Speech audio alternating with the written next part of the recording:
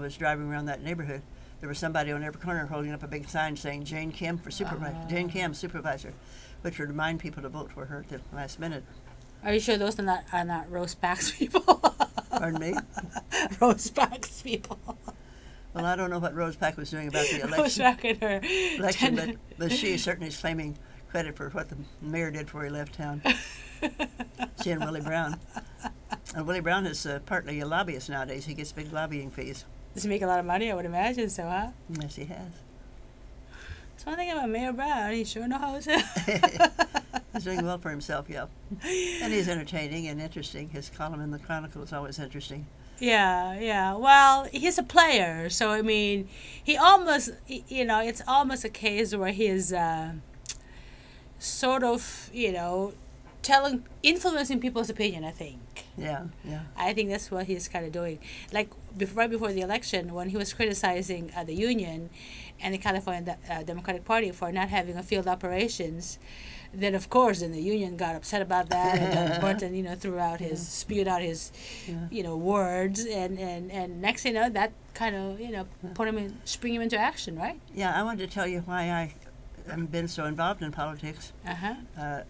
We have a lot of favorite charitable organizations. Everybody has something they care about. Right, of course. And food is my big one, so I give all my money to the food bank. And when I had my 90th birthday party, I paid for the lunch.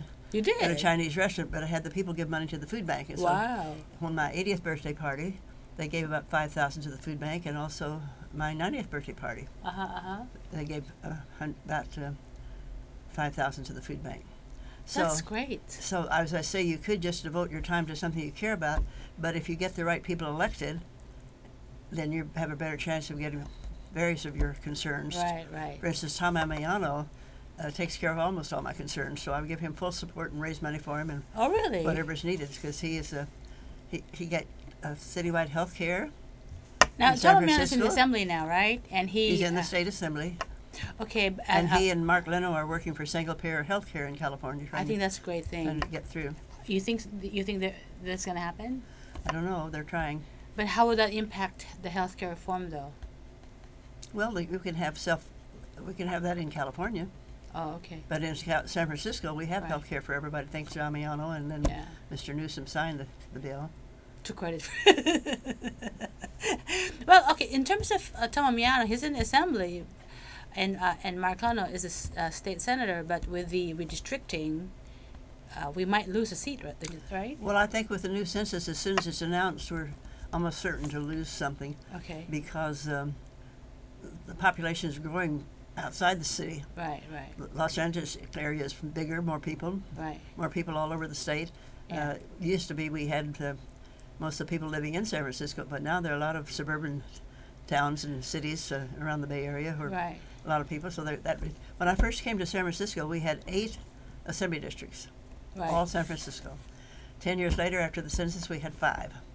And now we have 1 full-time assemblyman representing San Francisco, Tom Amiano. We have Fiona Ma representing San Francisco and part of San Mateo County. Right. Leland Yee represents part of San Francisco and San Mateo County. Yeah. And Mark Leno, as senator, represents part of San Francisco and part of Marin County. Right. So by next census, I predict that we won't have more than 1 senator and 1 assembly member. Oh. So we won't have as much influence on the state elections as we've had before. Okay. When is the redistricting supposed to be finished? Pardon me? When is the redistricting commission supposed to complete their?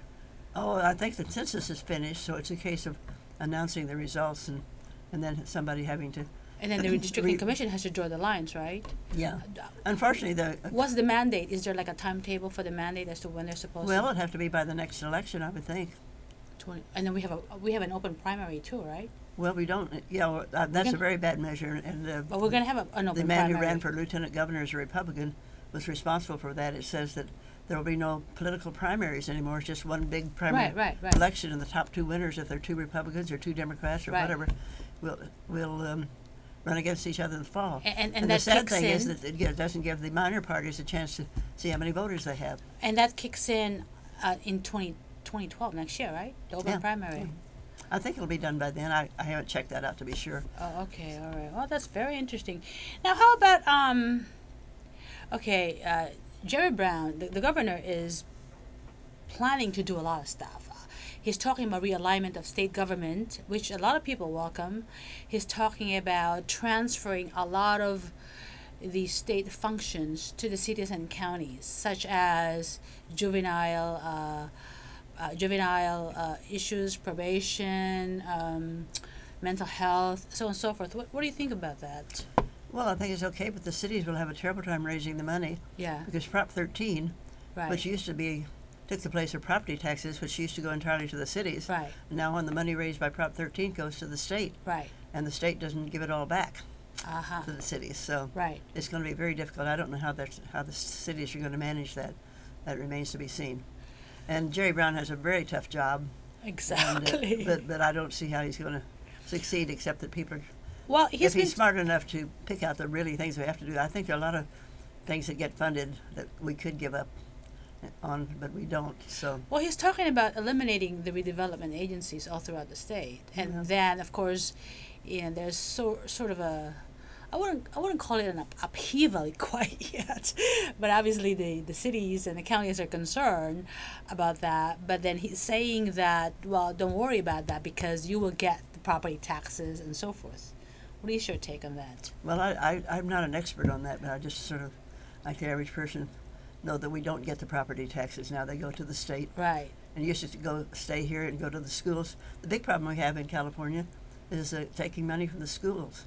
The grades 1 through 12 right, don't have the money they used to have. And worst of all, the universities don't have the money. And students are having to pay very high fees. Right. Of course, I was born a long time ago, and I graduated from college in 1941, and I paid $11 a semester for tuition. And oh my God! I'm still paying for my student loan, so don't tell me about that. Pardon me. Okay, now let's go back to San Francisco. See, it's kind of tough when you have somebody like Jane, who's been involved in politics before most of us were born. We have to kind of go from national to state to city and to county from 1952 now. Fast track to year 2010. We have a big thing coming up in San Francisco. That is the mayor. We will be electing the mayor. We will be electing the district attorney. This year. And so far we have 2 interim, courtesy of the former mayor. So what is your take on that? Well, I don't know.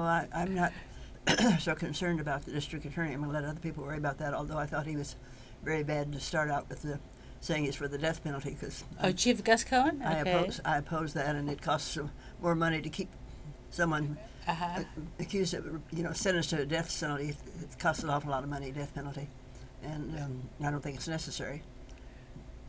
So I object to that, and so I'm not probably going to get involved in that. I will be interested in who the mayor is.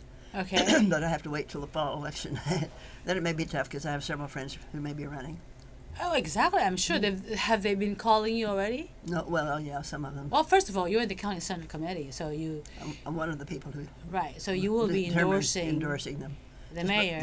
I'm one of 35 people in that. There's 35. Well, there are 12 elected from each congressional district. Right. But also any state person who lives in the city gets a voice there, like Feinstein and Amiano, Martino. They all have a vote on the county committee. Wow. So do you want to talk about any? We're running out of time.